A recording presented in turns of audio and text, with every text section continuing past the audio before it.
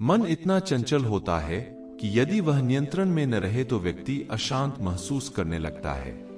ये अशांति मन में एक पल में आने वाले सैकड़ों सवालों के कारण होती है, और यह अशांति तब तक बनी रहती है जब तक कि व्यक्ति को मन में चल रहे सवालों का जवाब नहीं मिल जाता।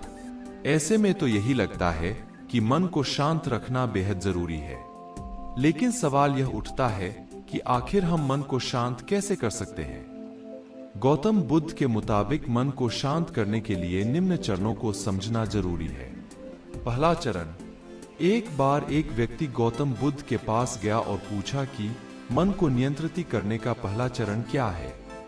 बुद्ध कहते हैं, अपने मन को समझने का पहला चरण है इसके द्वारा दिए गए लालच की व्यर्थता को देखना समझना।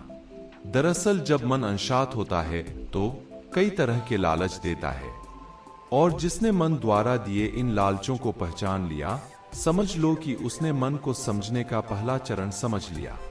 फिर व्यक्ति बुद्ध से पूछता है कि लेकिन हमें यह कैसे पता चलेगा हमारा मन हमें लालच दे रहा है और वह लालच व्यर्थ है?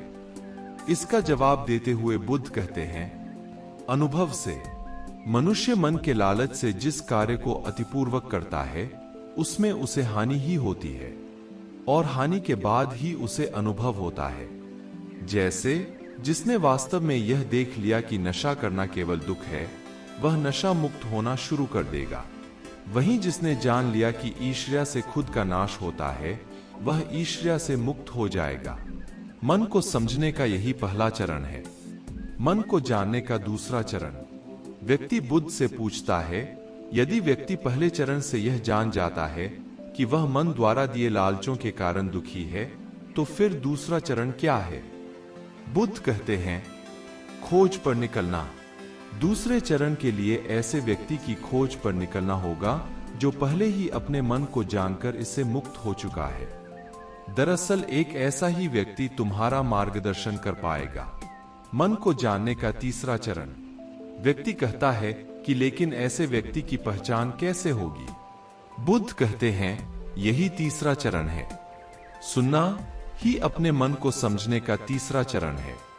व्यक्ति कहता है, क्या इसे देखकर पता नहीं किया जा सकता?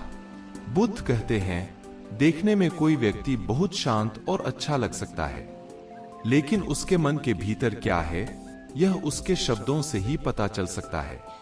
लेकिन किसी की बातों पर तब तक विश्वास नहीं करना चाहिए जब तक कि वह तुम्हारे विवेक की कसौटी पर खरा न उतरे। मन को जानने का चौथा चरण। गौतम बुद्ध कहते हैं कि कर्म ही मन को समझने का चौथा चरण है। खुद को जानने के लिए सही दिशा में कर्म करना जरूरी है, लेकिन कर्म करते हुए व्यक्ति हर बार दो गलतियां करता है। पहली गलती यह कि शुरुआत ही नहीं करना, और दूसरी गलती यह कि पूरा रास्ता तय न करना। इन दोनों ही गलतियों के पीछे हमारा मन होता है। व्यक्ति अपने कर्म को पूरा इसलिए नहीं कर पाता क्योंकि वह सोचता है कि मैं कल से शुरुआत करूंगा तो कोई यह सोचता है कि मैं असफल हो जाऊंगा। इन गलतियों का मुख्य कारण है जागरूकता की कमी। इसके बिना मन व्यक्ति को सही दिशा में चलने ही नहीं देता। मन को जानने का पांचवां चरण। गौतम बुद्ध कहते हैं कि मन को जानने और समझने का पांचवा चरण है जागरूकता। इसीलिए हर कार्य को जागरूकता के साथ करें। बिना जागरूकता के साथ किया गया कार्य या फिर जिया गया क्षण मृत्यु के समान है। व्यक्ति बुद्ध से पूछता है, अपने जागरूकता के स्तर को कैसे बढ़ाया जा सकता है? बुद्ध ने जवाब दिया, ध्यान से। मन को जानने का छठा और अंतिम चरण। ध्यान ही मन को जानने, समझने और नियंत्रित करने का अंतिम चरण है। यानी ध्यान ही वह नाव है जिस पर बैठ मन रूपी नदी को पार किया जा सकता है। जिस व्यक्ति ने इन शुरुआती 5 चरणों से मन को जान लिया, उसने अपने मन को जीत लिया, उस पर काबू पा लिया। आपको यह कहानी कैसी लगी कमेंट करके बताएं, और हाँ, वीडियो को लाइक जरूर कर दें। धन्यवाद।